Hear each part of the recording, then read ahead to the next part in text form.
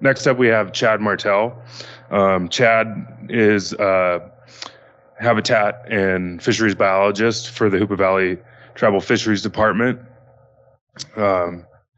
He obtained his undergraduate degree and graduate degrees from Cal Poly Humboldt, where he completed a statewide metapopulation analysis of colonization and extirpation of tidewater goby using eDNA. So the entire distribution of the species from Oregon to Mexico. And after a stint in oyster aquaculture, he moved on to his current position as a habitat and fisheries biologist for the Hoopa Valley tribe, where he is the lead for the pear tree rotary screw trap and a tributary juvenile outmigrant monitoring in numerous tributaries across the Hoopa Valley Tribal Reservation. He also serves as the lead fish biologist for tributary restoration projects on the reservation itself. Today, you're going to hear about his work as a co-lead of the Klamath Trinity Basin-wide juvenile outmigration survival study that seeks to understand outmigration survival at the reach level and improve our understanding of movement rates and dynamics throughout the Trinity and Klamath rivers. So with that, I'll hand it off to Chad. Thank you, Ken. And thank you to the TRRP for inviting me here to present on this. Am I close enough? Is that coming through? I want to start by saying this project is a collaborative effort between the Hoopa Valley Tribe, Yurok Tribal Fisheries, Karuk Tribal Fisheries, and the USGS Columbia River Research Laboratory.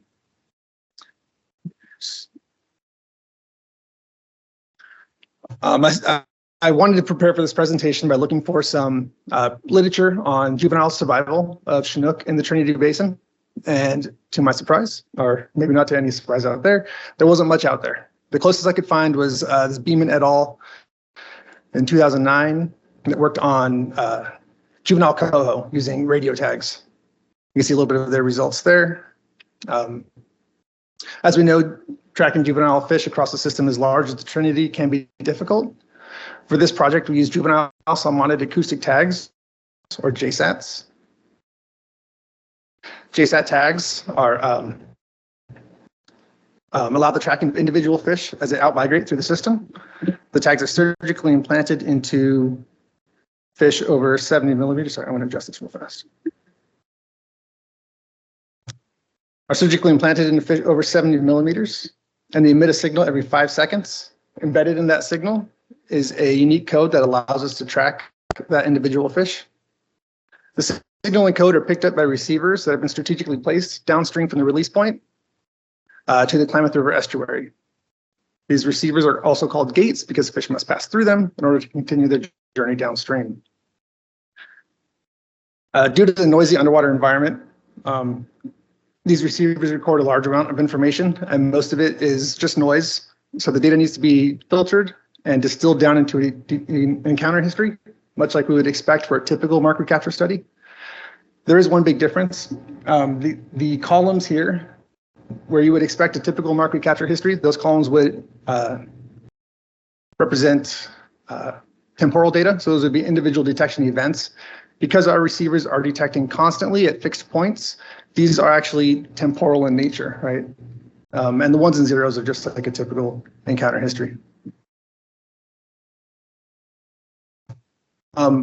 Because of that spatial nature of the data, the Cormack-Jolly-Stever model that we use to analyze this data is also spatial variation.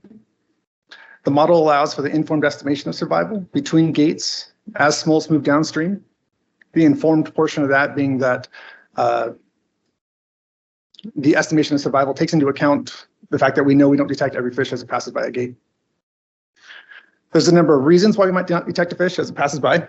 It could be equipment malfunction, like a hydrophone tip being worn off on a rock, much like a crayon on a piece of paper. High water could push your receivers up towards the bank and then leave them dry as that water recedes. Or a colorful local, a little less than sober, might be caught walking down the 299 carrying your equipment and then replace it not quite correctly when they're asked to do so nicely. Whatever the reason, we make an effort to check the receivers as often as possible, download any data that they've collected, just in case there are any future losses to equipment. Any data that's available, we will have in hand before that eventuality. in the spring of 2022, Hoopa Valley Tribal Fisheries, myself and several techs tagged 252 Chinook smolts at the North Fork Screw Trap. Here, just outside of just upstream of the North Fork. We use both hatchery and trap origin fish of varying sizes. And that strategy would hopefully allow us to investigate differences in survival between fish origin and fish size. Fish were released in 6 batches from mid-April until late May. That batch release strategy should allow us to investigate differences in survival based on temperature and flow, or in changing environmental conditions in general. There were a total of 16 receivers placed from just below the release point to the Klamath River estuary. The distribution of these receivers was somewhat strategic, but also opportunistic based on where we could put them in. We wanted to be able to look at survival in between and across larger reaches of the Trinity River. 2 receivers were placed here at Smokers at the north end of the Hoopa Valley Reservation to try and give us a better than average detection probability before those fish reached the Klamath River. The single receiver, the blue dot, in the Klamath, in between the confluence and the estuary, was deployed and operated by some friends at the Yurok Tribal Fisheries Department. And then the square up at the Klamath River estuary, that was a double gate that was operated by USGS researchers who were already working in collaboration with Yurok and Karuk Fisheries. The double gate structure is actually 4 receivers kind of placed in tandem, and that gives us an estimate of detection probability for that final reach between those two, and providing us an informed estimation of survival for that section that we wouldn't have without that second to last, or that last gate. So as I just mentioned, our 2022 pilot study was able to piggyback on that research that was already being conducted. So with our pilot study happening that year and the USGS researchers already operating in the Klamath side, it was almost inevitable that our project could be rolled into a larger basin-wide study incorporating both rivers. So through funding provided by the BOR, California Great Basin Region, the 4 partners were able to plan a 4-year study where each partner will release 400 fish each season for a total of 1,600 fish being released across the basin over the 4 years of the project. In the Klamath River, fish are being released at just below Iron Gate and at Wichipec, also in the Scott and Salmon Rivers, which are tributary to the Klamath. On the Trinity side, Yurok Tribal Fisheries biologists are tagging and releasing fish in Willow Creek in the lower Klamath, or lower Trinity, sorry. And Hoopa Tribal Fisheries are tagging and releasing fish in the upper Trinity near, we're tagging, oh, the map's gone. We're tagging at the Screw Trap and releasing at TRH, Trinity River Hatchery. On the screen, the pictures here you can see are biologists and technicians from each of the tribal partners going through a tagging training that was hosted by the Columbia River Research Laboratory in order to standardize our tagging practices across the study to make sure that data from each of these release points is comparable. During the first year of the effort, there were 797 smolts tagged and released on the Trinity River. 398 were tagged and released by myself or not by myself, I had techs helping, but they were tagged in the upper river, released here at Trinity River Hatchery. And then Yurok Tribal Fisheries, again, was tagging and releasing fish here, 399 fish. So unfortunately for this project, and maybe unfortunately for the fish, as Bill might have talked about, river temperatures in the spring were particularly low in 2023, and we were unable to obtain any natural origin fish from the screw trap. So all the fish tagged in 2023 were hatchery in origin. As I mentioned, the collaborative nature of the project did allow us to increase the number of tags that we were using. We were also able to increase the coverage of our receivers across the basin as well. The addition of 5 receivers in the upper Trinity expanded our range, and the addition of several receivers in the lower Klamath is improving our our resolution, being able to focus down our survival estimates.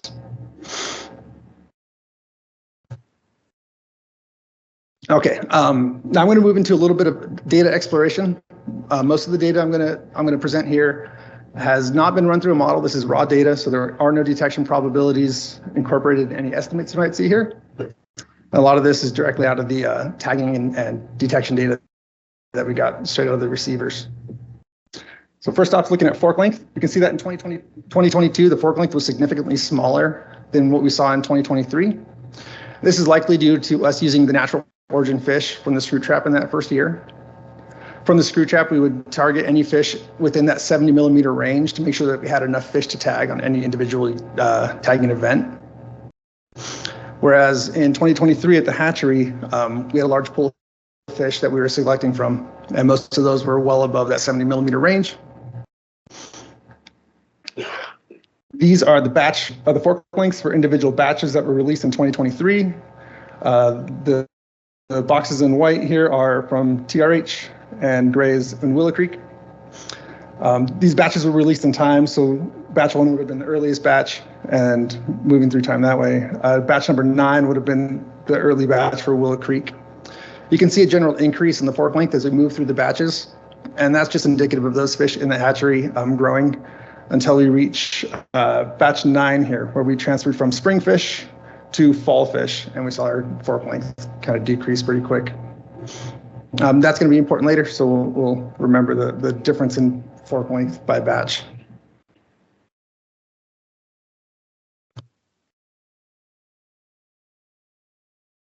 Okay, this is again looking at fork length. We're going to look at the last place that a fish was detected in each year. So either disappeared in the Trinity, disappeared in the Klamath, or succeeded in making it to the estuary.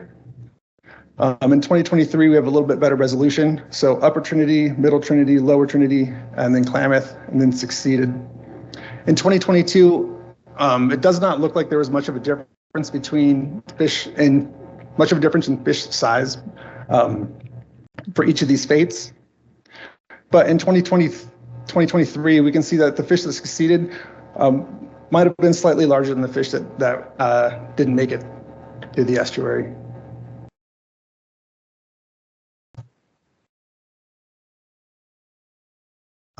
This is again looking at the batches and where fish disappeared. We can see that for every batch throughout 2022, more fish succeeded than either disappeared in Trinity or disappeared in the Klamath for each batch. In some cases, the number of fish, it was over 50% of the fish succeeded in making it to the estuary compared to those that disappeared in either the Klamath or the Trinity. We can also see that without fail, more fish were disappearing in the Trinity than the Klamath, and that is likely a function of distance. The fish spend a lot more time in the Trinity than they do in the Klamath. And we move on to 2023, and the pattern is not as clear and is a little bit more surprising. We have these years here and likely these batches here, and then this batch number 4 as well, where little to no fish actually succeeded in making it to the estuary. That pattern that I mentioned, where we had more fish actually making it compared to the other 2 fates, doesn't hold true for most of this, except for a few of the lower batches released at Willow Creek.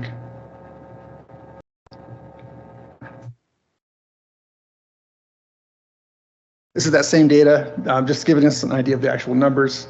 You can see in 2022, close to 50%, 50% in a lot of cases made it all the way to the estuary, and significantly lower for much of 2023.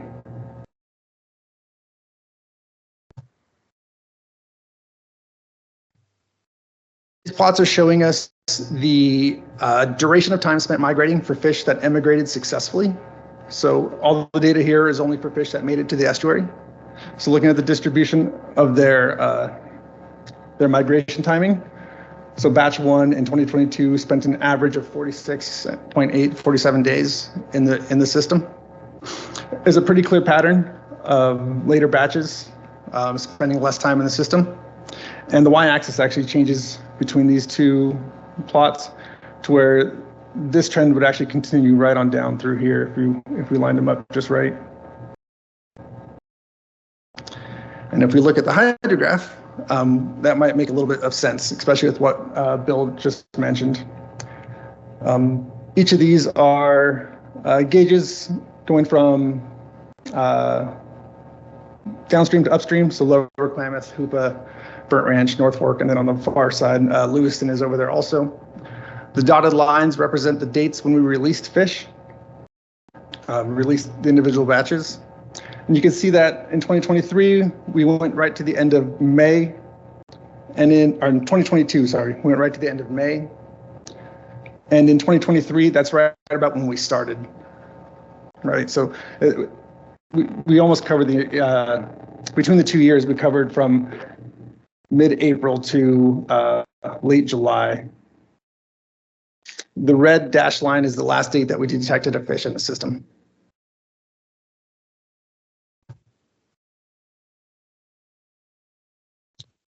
So now I'm going to run through a little bit of a modeling exercise. After I went through the data and kind of eyeballed what I saw, I selected a few covariates to process using that spatial Cormack-Jolly-Sieber model. These are pretty basic. The final product of this project will be a collaboration with USGS and our other partners, and should be a larger model that is able to incorporate all 4 years, both rivers, and allow us to look at the intra and interannual variation across the whole study. You can see that, but the covariate batch had just none of the other covariates even had a chance. Batches by far had the most support to it. And that's really not surprising with what we saw earlier, where we had some batches with complete failures. But I had a hard time understanding how a batch could have had that much of a effect. So I did kind of go and look at fork length as well, and we'll see some of these other covariates and how they actually line up with the data that we collected.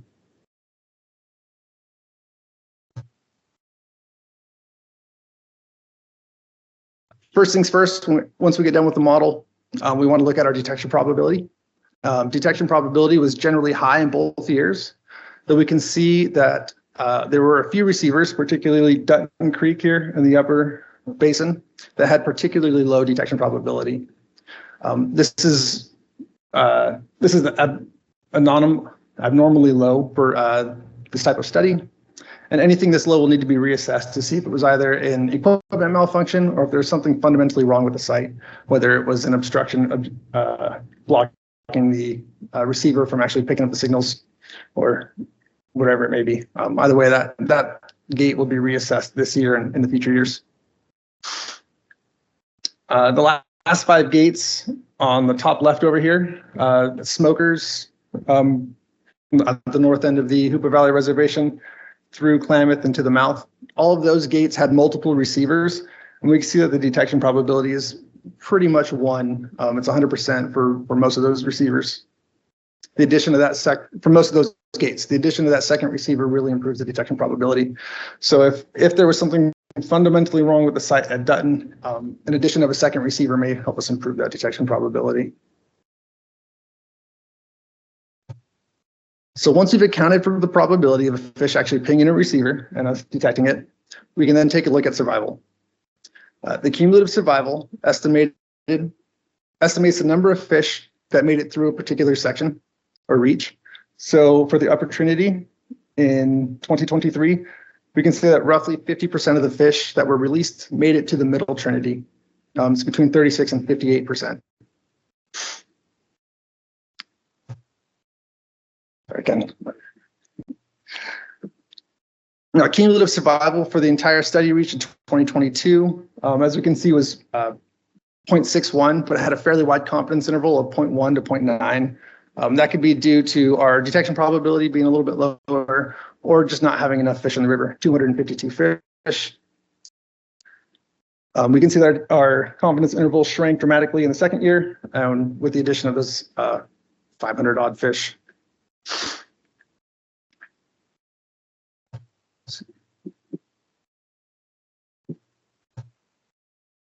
So one caveat with cumulative survival is that these reaches are different lengths. So to account for that, we want to look at survival by rate, in this case, 10 kilometers. We can see that the survival estimates stay fairly similar, and the patterns remain fairly similar as well. The upper Trinity is still lower, significantly lower than most of the other reaches, and the Klamath, lower Klamath tended to have higher survival in both years as well. Again, this is the same data as the last plot, but it's just giving us a little bit easier way of interpreting it and how it varies, how survival varies across the system. The warmer colors, the warmer red colors, are areas with lower survival and higher mortality. Yellow, the areas with yellow are higher survival, so lower mortality.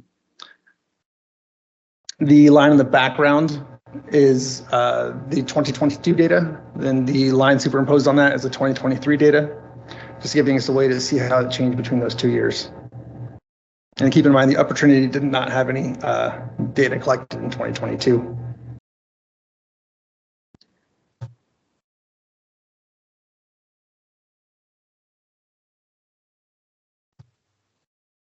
So here are the model results where we use batch as a covariate. The estimates were a little bit higher than I expected based on those batches that had almost complete failures. And that's likely due to the detection probability, or is due to the detection probability, where we know that some fish actually survived out of those batches, but we just didn't detect them as they went by. The only one that really stayed fairly low was batch number 12 on this far side.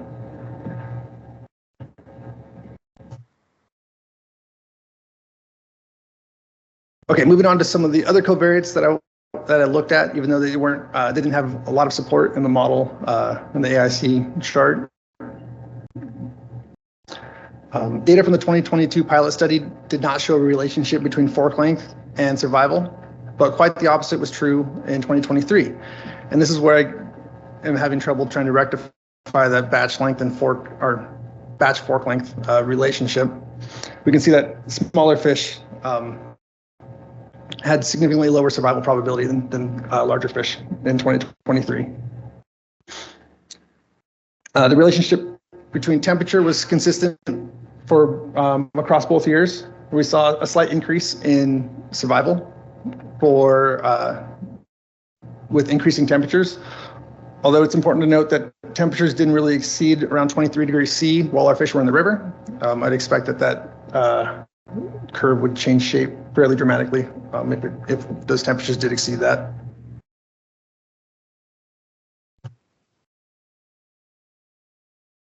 All right, and these are some interesting figures. This is from a package called Actel that I used quite a bit in examining this data. These figures present the patterns of migration for just a select 3 fish. I kind of picked these almost at random, but also because they looked interesting. On the bottom left is the date that we released the fish. On the y-axis are the individual gates that a fish would pass as it moves downstream. The x-axis are the dates until the fish was last detected. So looking at fish number 117 on the far right, we can see that it moved fairly quickly from its release to just at the start of the lower Trinity. So I think this fish actually hung out in right around Sawyer for nearly a month before moving downstream into the Klamath and out to the estuary in a matter of like a day and a half. In the middle, fish number 271 had a little bit different strategy where he took a slow and steady approach from release, waited a day before hitting that first receiver, and had a slow and steady march all the way to the estuary. And lastly, it was poor fish number 262, who had a similar strategy before hanging out just below Tully Creek for 7 days, making it 2 more receivers, and then wasn't detected again. So that fish was determined to have disappeared in the lower Klamath. We haven't really noticed a pattern between fish that were successful or fish that disappeared in any particular reach. At least we haven't noticed one yet. That is something that I'm looking forward to getting into and seeing where fish that made it spent a lot of their time. So this study is set to continue for a further 3 years, including this one.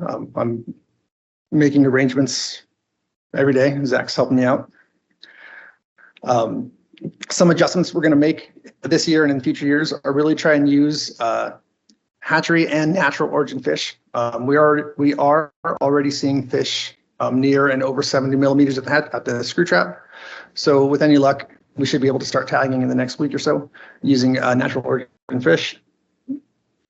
Last year, we were not able to use the Witchpeck release point due to conditions on the Klamath. Hopefully that situation is a little bit better this year and we're able to release fish at that release point. As I mentioned, the larger model that we will be developing at the end of this project should incorporate the covariates that we've seen here, plus additional covariates such as migration rate, fish origin. It was suggested to me that we should really look at turbidity. So hopefully we can start to gather that information and get it rolled into this larger model. At the completion of this study, we'll have used 6,400 tags. We'll have released fish across 4-ish years. So far, we have 2 wet years under our belt. Not that I want a dry year, but it would be nice to get some environmental variation across these 4 years. Additionally, fish are being released before, during, and after dam removal on the Klamath side. So the data set that's coming out of this project should have just a wealth of information for us to pull out of it. So I'm probably a little bit ahead of time, but I want to say thank you to everyone for having me. Thank you to the people that helped out get this project off the ground and those of us on the ground making it happen. Thank you to the Bureau of Reclamation for funding this important work. And I want to say, like I said, this project is still in the works. All this analysis is preliminary. So if you have any questions or comments or statements that you'd like to make, let's have them. Don't feel like you have to phrase your statement in a question just to get me to hear it. I'm welcoming any community discussion so that we can help tune this project to answer the questions and concerns that are in the people that are working in the field here. So thank you.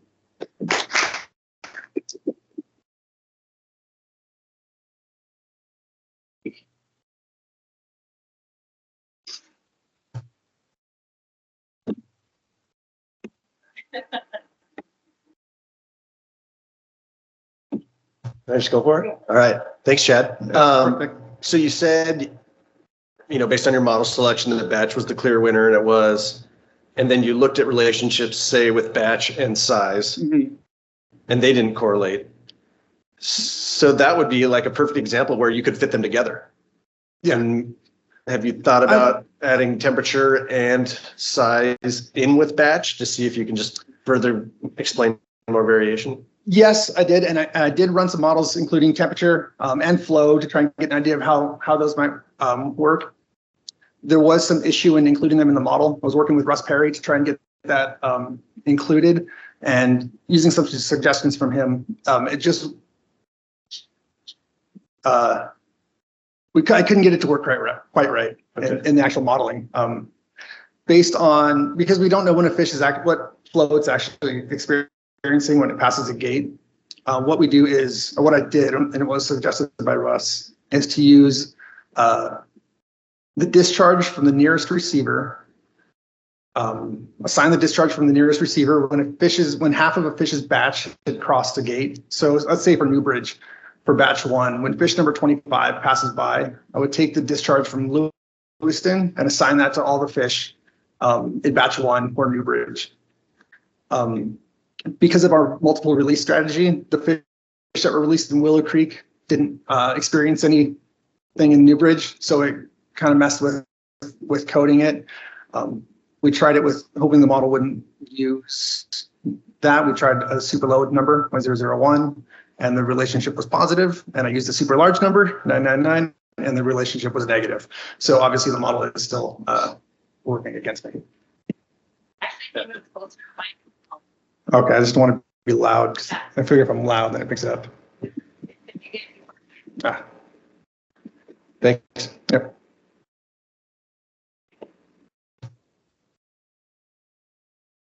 Anybody else? You can shout it from the back and I'll just say it again so the people online can hear it. Question for you. It's interesting to me where these fish disappear. Yes. On the Sacramento side, they're doing similar project, tagging fish from hatcheries or different release points and let them go down and at some point, most of them are just blinking out, going away. But on the Sac, we have stripers and largemouth and whatever else that's so happy to eat our smolts. Mm-hmm. And on Clear Creek, I'm pretty sure that a lot of our juveniles are just starving to death and dying. But on the Trinity, where and why do you think the fish are blinking out at certain location? In the upper river, like that has the lowest survival rate. Where we are releasing them is just below the hatchery. There are brown trout there. There are otters there. There are mergansers there. Additionally, we are releasing hatchery fish. This first year, we released hatchery fish in that location without the cover of a hatchery release happening. So we're letting go a small batch of 50 to 60 fish in a predator-rich environment directly below a hatchery, and they're not being there's no predator swamping at all happening.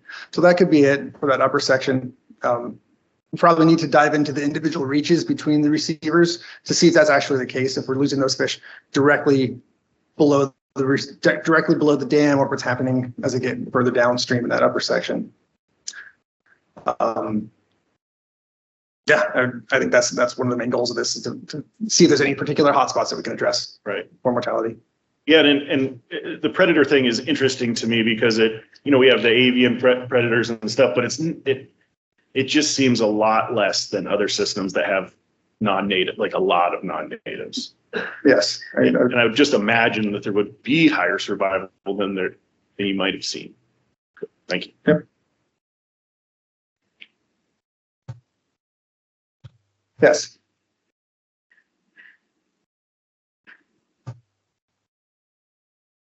Why do I think batch 12 survival was so much lower?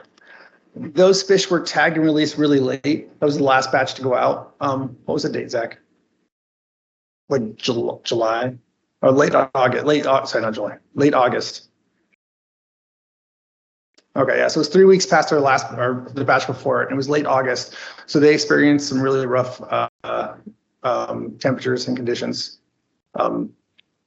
Also, the tagging procedure kind of relies on having cold water and appropriate conditions available. So going forward, because those fish might have suffered some tagging effect because they were tagged so late on the side of the river, that batch may need to be excluded from the analysis going forward.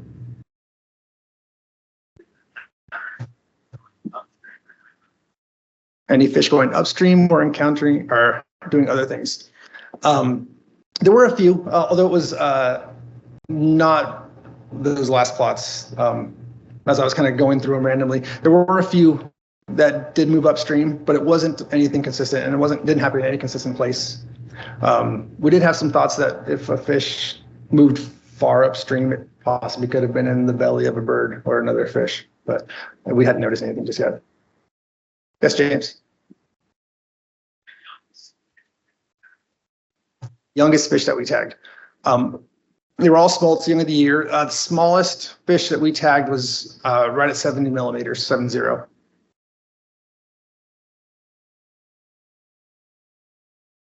How many weeks old?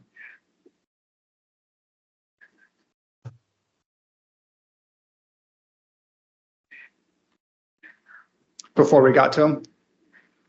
Oh man, I don't know. I think it depends on temperature and how fast they emerge. So I'm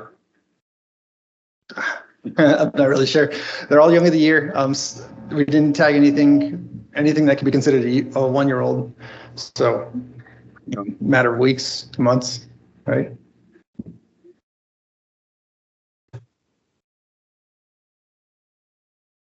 So survival from emergence to smolt, let's say till 70 millimeters. Yes, people are. We started a project somewhat recently, but results are still pending.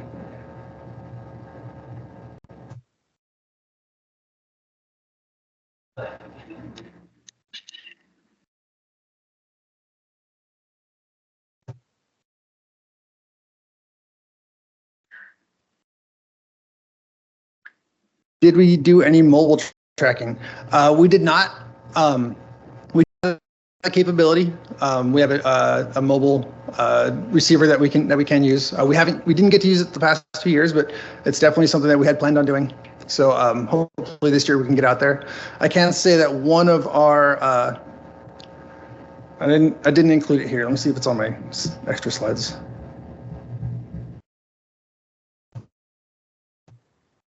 No, I had another map here where there's another figure. There's a couple figures that I picked out where we had a receiver at lime kiln sitting right on a installed feature, and several times there's just a solid line of dots from fish that were sitting there. And every time I walked out there to gather data, I could see fish sitting, like using the receiver as cover, essentially. I mean, they're right in that root wad. So it did happen. Yes, there were a few spots where we could tell that fish were using restored areas in particular. All right, thank you, everyone.